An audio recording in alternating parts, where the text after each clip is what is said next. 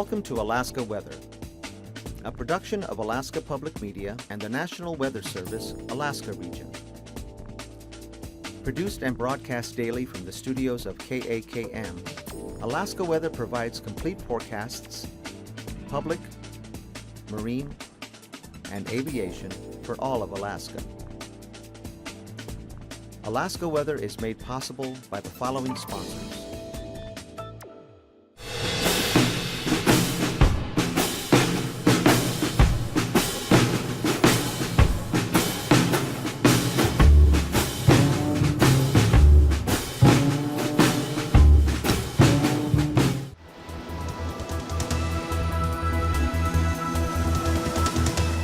The National Weather Service.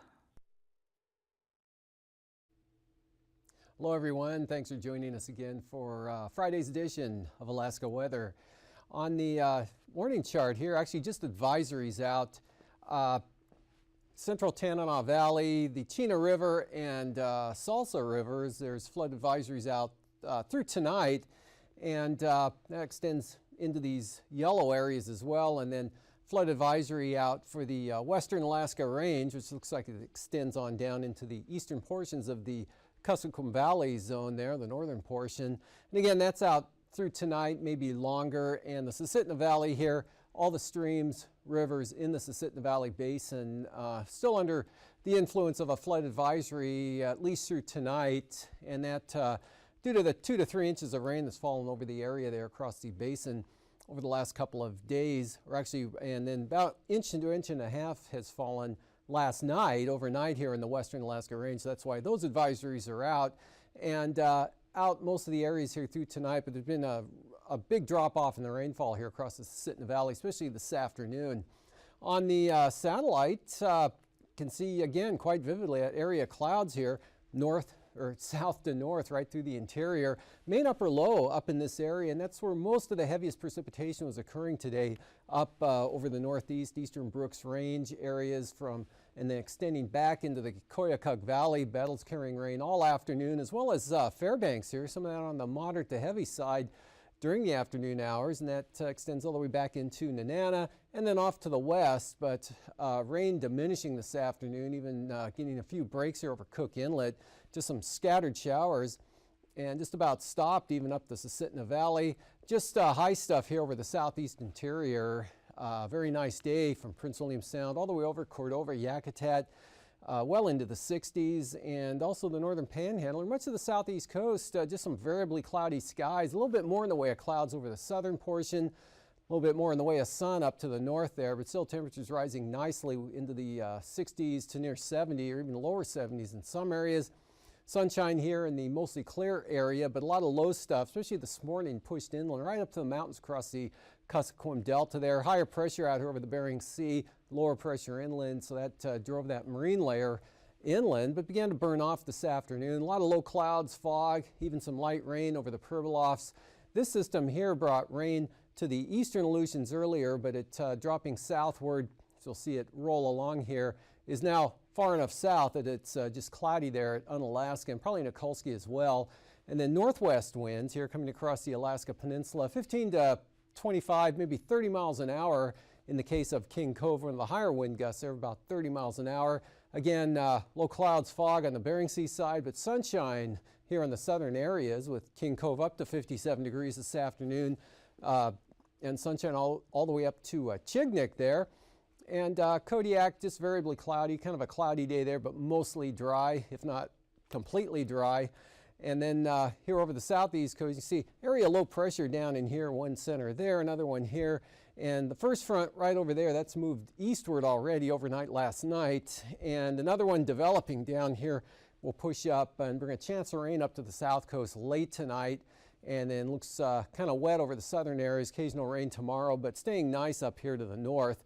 And thunderstorms not too prevalent at all today. A few developed back in this area here, and just some isolated strikes here over the northwest interior this afternoon throughout the day today.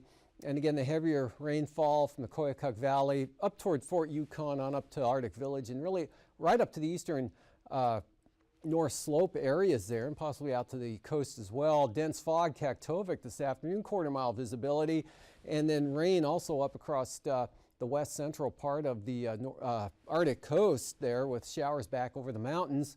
Wainwright, rain and fog this afternoon. That was the case earlier today at Barrow, but again, some pretty good sunshine over the Seward Peninsula here. Temperatures warmest obviously in the inland areas, a little cooler near the coast.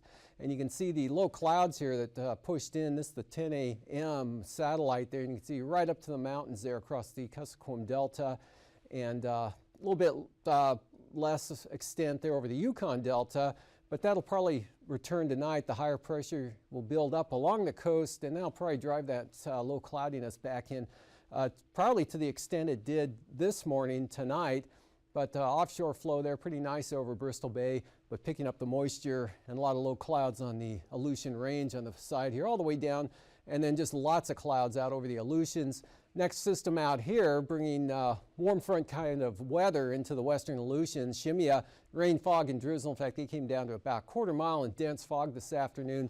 That whole system will be pushing eastward, and again pushing the high right up to the coastline tonight. So that'll drive that low clouds and fog inland again, right up to the Kuskokwim Mountains. Not so much over Bristol Bay due to the orientation of the wind flow. Wind still in that 10 to 20 mile per hour range, down a little bit from today, gradually diminishing there as this high pressure ridge moves eastward and equalizes the pressure a little bit there. Should be pretty fair over Kodiak Island, just a few clouds, and mostly fair along the North Gulf Coast. Variable clouds, isolated evening thunderstorms possible here. Denali Park, maybe back to the western Alaska Range a little bit, and some leftover showers. Copper River Basin, mostly the Wrangell Mountains, maybe the eastern Alaska Range. So that whole rain pattern beginning to taper off now and diminish. Still heaviest up here over the northeast part of the state, and then with this low back to the west, look for scattered showers there over the Noatak Valley and the western mountains here. Just a lot of cloudiness, fog tonight, a westerly flow there, keeping it in off the Bering Strait and Norton Sound, but not too bad here over the interior. And then some scattered evening showers, mostly over toward the border there for the southeast coast. And then this moisture coming northward. Chance of rain reaches Heidelberg, maybe Klawock late tonight. Looks like that front will continue to rotate northward. So Saturday, tomorrow, look for occasional rain here from a line about from Wrangell over to Sitka, southward. North of there, partly to maybe even mostly sunny skies, and that'll again be the case along the entire North Gulf Coast. Some pretty good sunshine, dry conditions again for tomorrow, because tomorrow's map's missing here. Just look for some isolated showers, a lesser extent, more sunshine here over all of south central Alaska for tomorrow. So let's jump ahead to Sunday. Look for an increase in the action here, maybe a few more showers. Have a weak upper low here off the southeast coast now. It's going to keep it cloudy and wetter over the southern areas, not so much to the north. And then upper low comes in first Saturday night. That'll spread this rain with that system coming in Saturday night into the west coast, continuing into Sunday with a more extensive area up over the Yukon Delta to Norton Sound, and just a band of some light rain, drizzle, and fog coming in across the Kuskokwim Delta. And that first front kind of troughs out, risk of an afternoon shower both tomorrow and Sunday there for Kodiak Island. Maybe throw a few more clouds in Sunday than what you'll see tomorrow. And still looking at kind of a cyclonic curvature to the weak southerly wind flow here on the eastern side of this upper trough. So these showers and isolated thunderstorms probably be a little more extensive here from the Susitna Valley, definitely along the mountains, and what they'll be tomorrow, but pretty dry up over the Yukon Valley, eastern Brooks Range, lots of sunshine, and the usual low clouds and fog at times along the Arctic coast, but should be dry, and some areas breaking out there, showers up over the northwest part of the state there, with that low pretty much locked in the area there. Could be on the moderate side and break, and then another system poised to move into the Bering Sea, pushing across the north. And then again, this shower condition persists there along the southern panhandle. Temperatures this afternoon, pretty nice, anywhere from upper 50s to upper 60s. I think Gustavus hit 71 this afternoon. Juneau 65, same thing at Yakutat. Cordova also 65 degrees. McCarthy up to 66 degrees, 60 at Gulkana. Northway 63. Mostly in the 50s here across south central Alaska. 60 though at Seward. 53 in Kodiak. On up to the north, lower 50s. Again, all the clouds and rain here across the Tanana Valley. Fairbanks is 53 degrees and 48 there at Nenana. 64 over at Delta. 50 at Fort Yukon. 52 Bettles. 43 there to the north at Anatuvik, and mid 40s there for Arctic Village. Mid to upper 30s along the entire stretch of the Arctic coast there, and kind of a variation. 49 at Nome, but at White Mountain a little farther inland. 65 today. 43 at Gamble, and 60s over the inland areas, but upper 40s to mid 40s out along the coast. Upper 40s for the Pribilofs and the Aleutians. Dense fog. 44 at Shemya. And 40s here on the north side, mid 50s to the south or better. 57 both at King Cove and over at Akiak. Otherwise 53 at Kodiak. Lows tonight, upper 40s to mid 50s for the Panhandle. Lower 30s for the Arctic coast areas of the North Slope. Otherwise 40s to lower 50s over the interior here, right down into Bristol Bay and the Aleutians. Highs tomorrow, 70s, 75. Again, that system pulling back to the west tomorrow, so that's going to allow the skies to clear out here over the east side. And of course, with the 20 to 22 hour plus day lengths here, temperatures can only go up with more sunshine. So mid 70s there over the eastern areas. Not too bad even down to the southwest, 60s to lower 70s. Coolest out along the coastline. Not much change up over the Arctic coast areas there, but North Slope rising into 50s to near 60. A lot of 60s here for the Panhandle, and no change for the Aleutians and the Bering Sea. Flying weather, IFR most likely from the central Arctic coast eastward to Barter Island, and then hit and miss stuff mostly on the northern shores here, the Seward Peninsula, St. Lawrence Island, and along the coast. Especially early in the day, this area IFR could be a little farther inland in the morning, then that'll burn back in the afternoon, much like today. But then on tomorrow night and Sunday, probably see a lot of IFR inland kind of persisting throughout the day, and then tapering off down toward Bristol Bay. And then, of course, same pattern here, IFR on the Pacific side of the peninsula, VFR on the south side, all the way over to Kodiak Island, nothing but VFR up along the North Gulf Coast, Copper River Basin into the eastern interior, and then areas of IFR out to the west. Anatuvik, marginal VFR, VFR to the south, risk of an isolated thunderstorm. Same thing for Adigan, best conditions south, marginal through the pass, isolated thunderstorms. Lake Clark and Merrill, VFR. VFR for rainy as well, windy looks really good tomorrow. Wide open for Isabel. Mentasta, VFR. Tanita, VFR. And Portage, could start out marginal and then become VFR probably early on. And then for the freezing levels, Chilkoot and White passes were missing today. Didn't make it over. They are both forecast to be VFR both tomorrow and likely Sunday as well. And freezing levels, not much of a gradient here, just 68,000 feet just about across the entire state here. Warmest over northwest Canada, a little more upper ridging, and then also back out over the western Aleutians, 10,000 feet plus. But another cool air mass here associated with that system coming across out of the Russian Far East, and again that'll be sliding east-southeastward tomorrow night and into Sunday. And with that, tomorrow the rime icing right through here, just approaching the Pribilofs, maybe extending with the warm front, real slight chance into the central Aleutians there. And then areas of mixed icing up from the Brooks Range to the Arctic coast on out to the west there to the Chukchi Sea. Icing free here over the central and southern areas, and mostly to the south, most of this off the coast there. Some of it could catch Port Alexander, Prince of Wales Island areas, but not too bad over the Panhandle. Most of this will stay to the south, but tend to come northward maybe tomorrow evening. And from there, southern branch here way to the south, and will stay that way, just clips the central Aleutians here with that ridging. And then here's the series of lows. This one sort of quasi-stationary, another one coming out. That's going to bring the rain into the southwest coast and kind of enhance the showers on Sunday here over the interior. And for 9,000 feet, southwesterlies, 35, pretty brisk here with this low coming into the Bering Sea there. Takes a turn southwest to northeast, 15 to 25. Very light here, kind of some ridging. More sunshine tomorrow for the southern Alaska, and then southeasterlies up to 30 knots coming in from Dixon Entrance into the southern Panhandle. area, and 3,000 feet, 15 to 20 knot westerly, stronger in over the central Bering Sea, 25 to 35 knots right through here, diminishing considerably as it moves inland there, and then kicking back up to maybe 20 knots, but the strongest winds will be up to the north of the coast. Light variable winds, southeast interior, and much of the panhandle as well, southeast coast, but some winds just catching the southern areas there.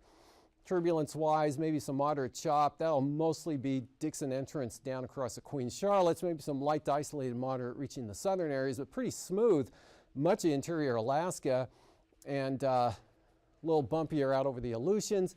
This area advancing eastward here, probably catching just the Pribilof Islands, maybe up to Nunivak Island tomorrow afternoon, all in the 68,000 feet or below elevations. And after hangar flying, I'll be back with the marine forecasts.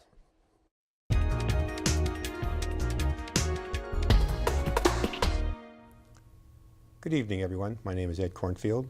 On behalf of the Alaskan Aviation Safety Foundation and Alaska Public Media, welcome to another edition of Hangar Flying. My guest this evening is Diana Maroney. Diana is a pilot on a Boeing 747 for Atlas Air. She flies a Cessna 185 with the Iditarod Air Force and is a past Iditarod musher who has completed the race 10 times. Welcome to Hangar Flying, Diana. Thank you. Let's start out, talk a little bit about your start in aviation. You know, how you got started and what brought you into the flying world. Actually, Iditarod brought me into the flying world. I had never grown up around aviation. Didn't know anybody in aviation until I got interested and started running Iditarod. And I started helping the Iditarod Air Force on the years that I didn't race. And I met up with one of those pilots, Bert Hansen, who wanted to learn to run dogs. And I wanted to learn to fly, because now I'd caught the bug of flying with all the small airplanes. So we swapped, and he actually first started to teach me to fly and soloed me in 1990. And he ran the Iditarod in 1989, or 1990 actually also. And that's how I got interested in flying. And then I quit for a couple of years and then met up with my current husband, Bruce Maroney, and he was an instructor and an Iditarod Air Force pilot. And he helped me finish getting my ratings. So what were some of the challenges that you had to overcome? You know, you started out as an adult, and so it's learning. It was really difficult starting out. I mean, I got my private license when I was 38, so it's not like teaching a young kid to fly. You know, as we get older, we're set in our ways, and it's the old famous thing of driving the car. You know, you want to drive the airplane. So it was really difficult to start and get through it at 38, and then it became easier as it went, and I just continued to get my ratings, and by 1995, with 500 hours, I got my first commercial flying job. And so I think things have gotten there are a lot more opportunities for women pilots these days than there have been in the past. So. Oh yes. Back then I had to really con my way into getting that job, and it was a great job. It was flying a DC-3, so that was my very first commercial job, was flying the DC-3, and I just absolutely love that airplane. And my first jet, of course, is now flying for Atlas in the 747.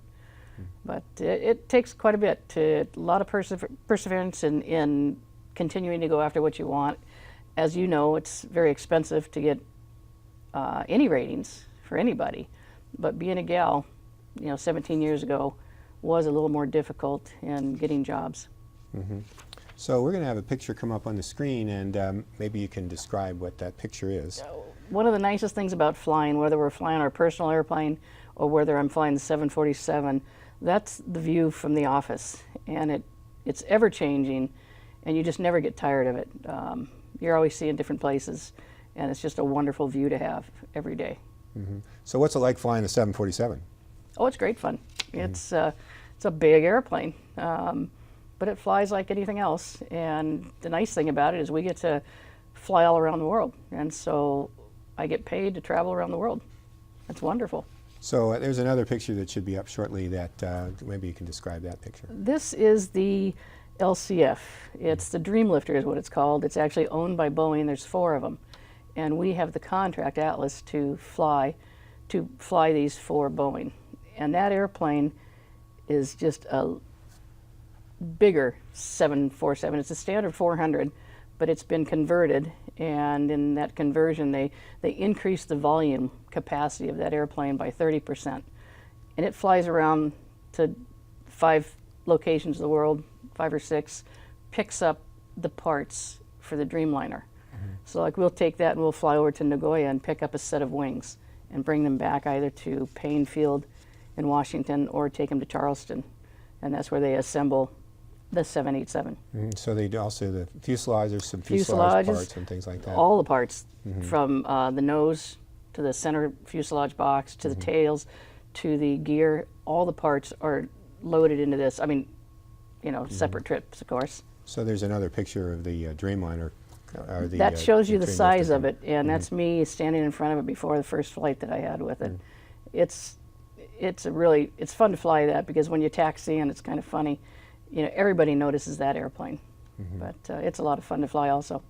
Oh, that's good. And so, and I guess just the front part of it's pressurized, is that right? Just the front part, right to where you see to the bulkhead where it starts to really get large, is the only parts that forward is pressurized. Everything else is just left. It's a really loud airplane to fly, and lots of noise created from it not being pressurized. So there's a couple things that I want to touch on, but I think we might have to wait till the next show because we're almost out of time.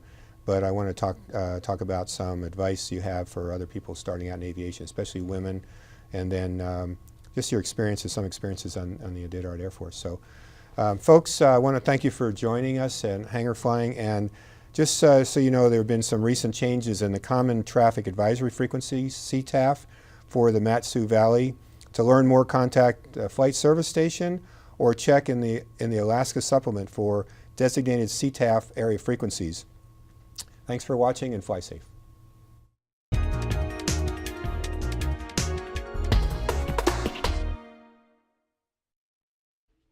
Welcome back. Pretty light variable winds here on the north coast.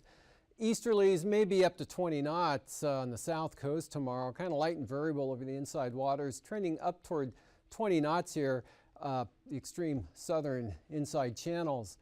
And then for Sunday, very light variable winds again, mostly through the central areas, variable to southwest at 10 for the north coast, 15 from the South Lynn Canal. Otherwise, pretty light winds on down to the Dixon entrance area. And for Prince William Sound, westerlies at 10 knots, otherwise variable, light and variable winds here. The entire stretch of the central coast all the way back down to Kodiak, variable to 15, or variable to northwest at about 15, and then pretty light and variable Shelikof Strait right up into northern Cook Inlet. And that trend continues probably Sunday afternoon, a little more southwesterly, but barely a breeze, 5 to 10 knots, variable to west Shelikof Strait, and generally south winds 5 to 10 knots here from the eastern Kodiak Island marine zones, and then turning more westerly, but all light. And for Bristol Bay, northwest, 15 to 20 knots, lighter winds down the coastline here, both sides of the peninsula, northwesterlies at about 15, and that pattern extends right up towards Sitkinak. And then for Sunday, these winds looking even lighter, kind of southwest or west-southwest, maybe 15 there for Bristol Bay, but that'll be the strongest winds if you even get that. Otherwise, pretty light, 5 to 10 knots here from a basic westerly direction. Variable to northwest, 5 to 10 southwest of Kodiak. And out in the Aleutians, tomorrow could see some 20-knot winds. A few of the areas here, Adak, Atka, all the way back out to Shimei where they turn more southwesterly, and west-northwest at about 15 for the Fox Islands. Those directions really don't change much on Sunday. Just 10 to 15 knot winds here from the west-southwest over the western areas. Central Aleutians, westerlies, 5 to 10 knots, really laid down here. Seas pretty laid down as well, and 5 to 10 knots across the Fox Islands from a west-northwest direction. For the southwest coast tomorrow, ridge coming across, so these winds probably won't pick up to 20 knots here until late in the day, lighter in the early morning to mid part of the day tomorrow, then picking up a little bit. Definitely 20 knot winds out here over the northern Bering Sea on down to the Pribilofs, and then lighter winds. That system moves inland now and weakens, so just some light variable winds. Northwest back behind it, kind of a west-southwest direction here. 10 to 15 knots along the coast of Nunivak Island. Westerlies at about 15 for the Pribilofs. Up along the Arctic coast on the east side, easterlies 15 to 20 knots, and then mostly northeast in direction here at about 15 from the central coast all the way down to Point Hope there. Then they swing around to the northwest and eventually the west in toward Kotzebue Sound. And then on Sunday, light variable winds, no wind here for the Chukchi Sea up to the north there. Very light, goes southeast at 5, and then easterlies 10 to 15 or 5 to 15 knots there. Probably see the 15-knot winds over here toward Kaktovik. Pretty light everywhere else.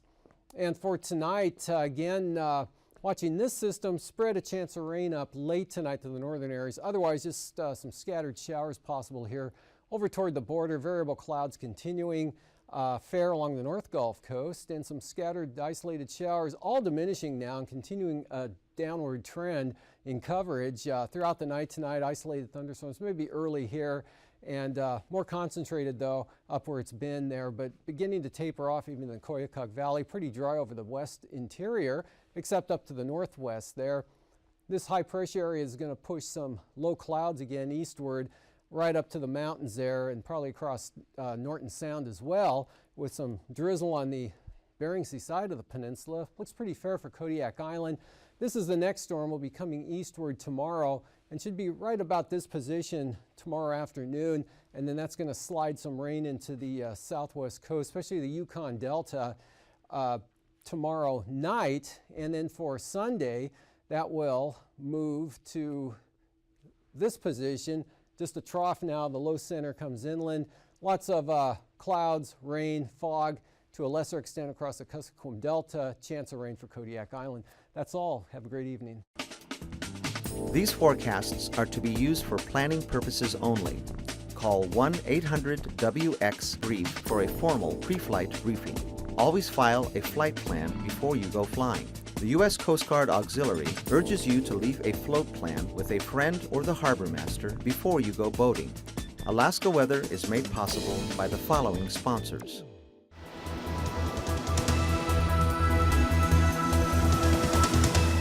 The National Weather Service.